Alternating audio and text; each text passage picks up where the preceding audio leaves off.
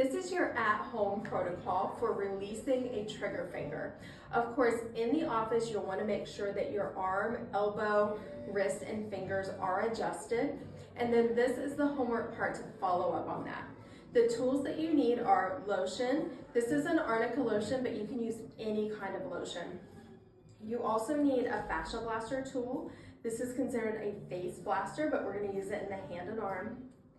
And you also need a lacrosse ball. These are easy to come by. You can get them at a sporting goods store or on Amazon. The fascia blaster can also be bought on Amazon. And then you will want to have a heating pad. Before starting this protocol, you want to warm your lower arm. So a heating pad works well. If you've been working out or taken a hot bath, that also works.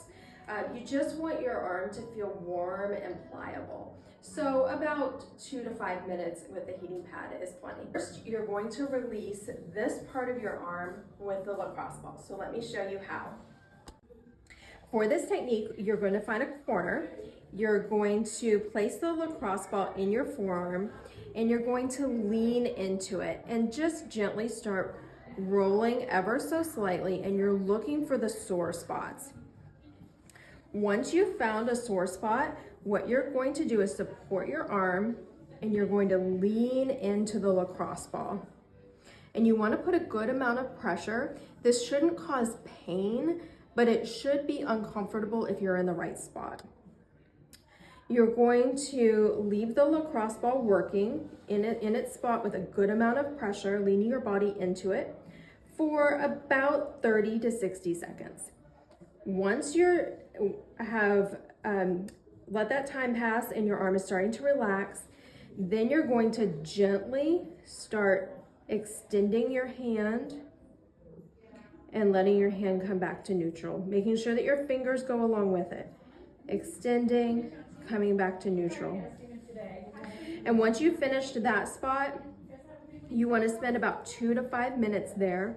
Then you can either find another spot or you can move on to the rest of the protocol depending on your timing for the day. Do not do more than 2 spots in a single session. The third part of the protocol is to use the fascia blaster in your forearm and hand.